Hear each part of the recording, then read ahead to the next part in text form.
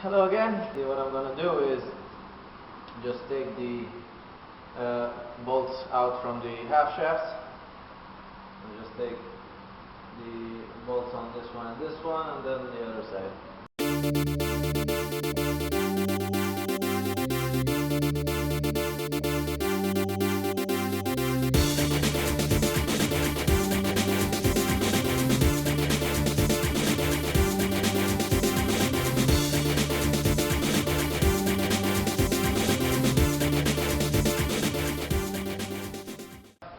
See, I took the differential out of the rear axle, and what's left is just the wishbones which are lying out.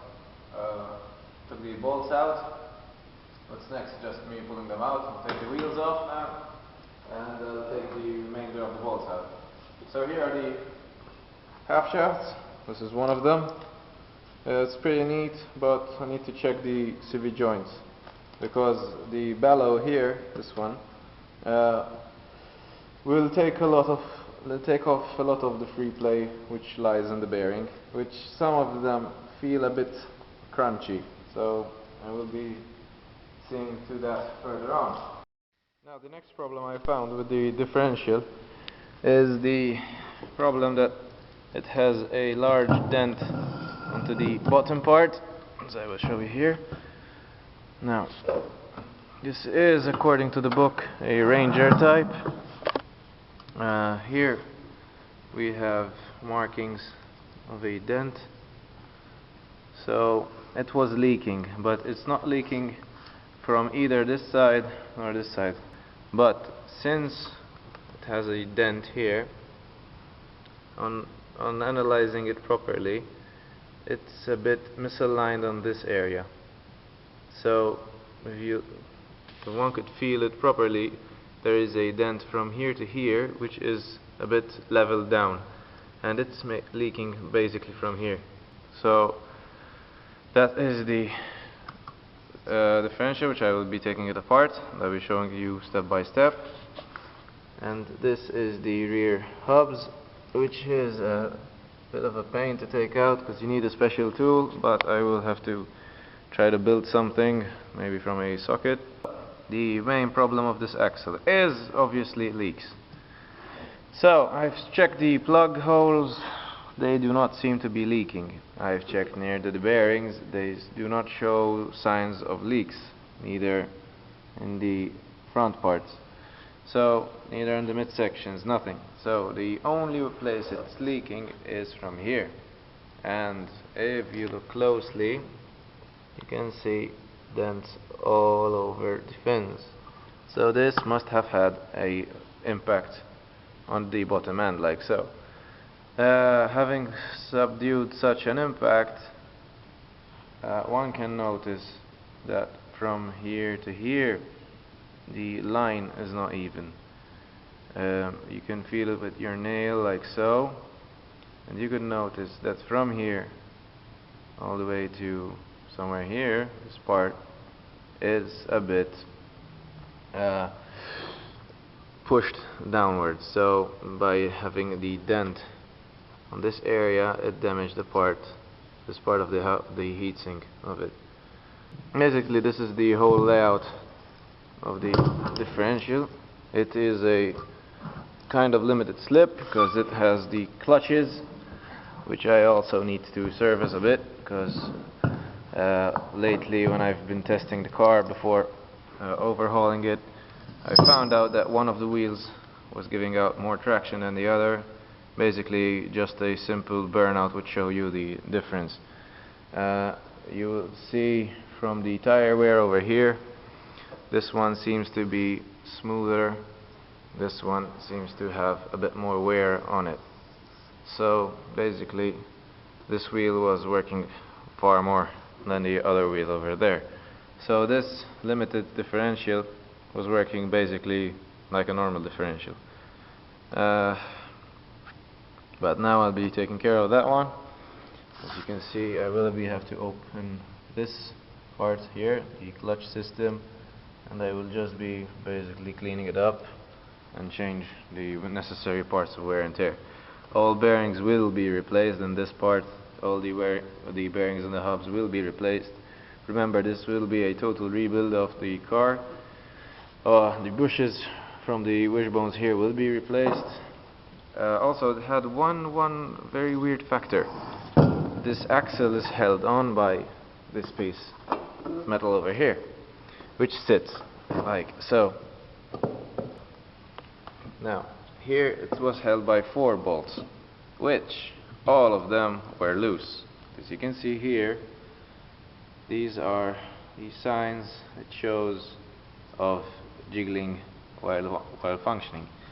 It was giving out some weird bump noises while it was driving. From there I took the notion that it had some kind of problem.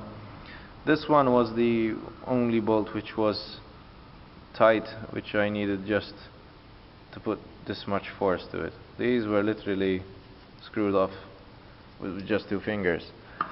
That shows a bit of a problem with a lot of backlash from the differential onto the prop shaft and onto the gearbox and finally onto the engine.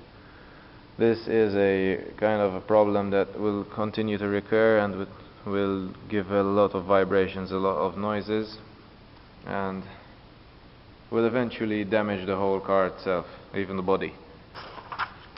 And that's about it for now. So basically here we have the exploded view of the rear axle, and this is the rear axle itself. Basically, slowly I will be arriving at the finishing point of the most difficult job in this car, which is taking it apart. And that is the most difficult because you will always find problems like these. If it's just assembly, everything is fixed, everything is functional, everything is new, so you'll not find problems like these. These problems will keep on arising for each thing I will reopen. If I open this, I will find me more problems than I'm expecting. Same goes for the gearbox, same goes for the hubs I will open here. I need to know what's the condition of the bearings, need to know what's the condition of the shaft of the hubs, need to know what's the condition of the CV joints of the half shafts, how much torsion can they withstand if they're still in good condition, the crosses, everything. So it's still a long way to go, and there will be a huge list on those notice boards I will be making for myself. It's already starting to be listed with some notes I'm taking, quick notes. I'll be improving notes, and I'll be updating the system, making notes on problems, defects, and things I'll need to buy, tools I need to buy, and basic setup. So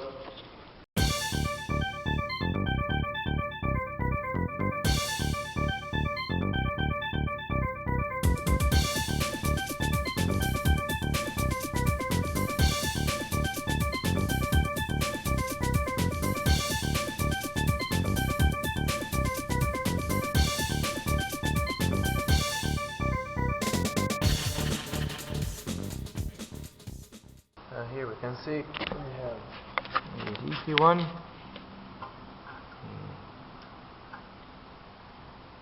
You can see it's coming from the bearings. So this one is defective. It can be felt. It gives you a bit of a when its bearings going, you can feel it giving some grinding feel to it, a type of grinding feel. Can't explain it, but when it's totally worn, you'd hear it humming. But when it starts, it just gives you the sensation that something's being grinded slowly. We will be seeing what's wrong with the shock itself. So now I'll be taking the coil out. So we'll see what's happening underneath.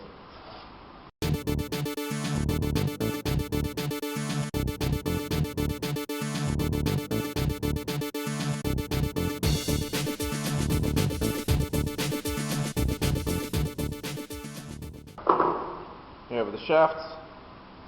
Pretty good neck. Doesn't have that much excessive wear on it. It's actually good. So this one's safe. Now, most importantly, always clamp the springs up. Now you don't need to tighten them that much, let them a bit loose, and the same pressure that the spring will give you will let you take the nut out of its place. Each time the nut will become loose, it will start to spin the whole shaft, this shaft with it. So then you would let go slightly bit more of the clamps, and the stress and tension will be rebuilt onto the nut again, and it would be easier to take out.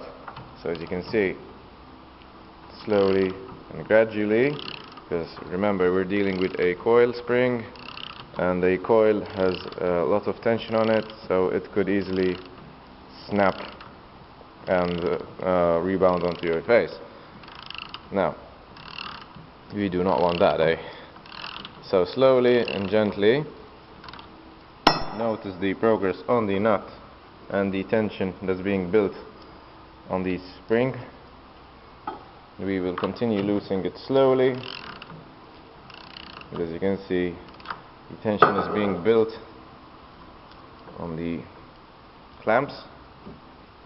Now this one's not that tight, but this one is rock solid, so we need to loosen that up a bit. Now slowly and gradually we release the tension upon the springs. We will soon notice that the spring will have left lots of tension out of it due to the fact that these will become soft. Now we are loosening a bit the tension onto them. Here we go.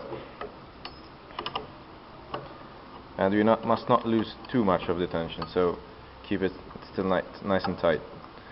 Now this one is tightened due to the fact that we've loosened the other end, so you need to do these contemporarily. Also try to keep them as evenly as possible. Now that's loosened up enough. Take some more tension out of the bolt. As you can see, the spring is slowly and gradually larger, and that is the main problem. As you can see, that is one of the problems with a spring. Now let's see what we have here.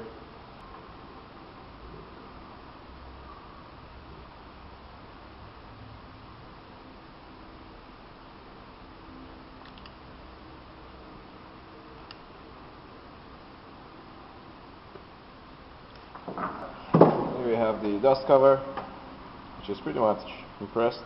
It's supposed to be like this. We have the rubber mounts which hold the top part. As you can see, there is some slight damage to the plates, which means when the mount was sitting on it, it was hitting here. There are grooves, and this was tightly compressed onto the whole plate, as you can see. Now, that is one of the issues. Let's see. Now let's test the suspension. As you can see, this one is stuck. It has this much of free play as well to it, so it leaked sometime or another. It's quite actually stuck. So from here on, it's not coming out anymore. Here we have the differential now. I have just drained it from the oil. Let's see. Here we have a very simple differential. This is the rear axle. You can see, simple things, nothing special. I'll be just disengage the front end and take out first the rear sump, which is this one over here.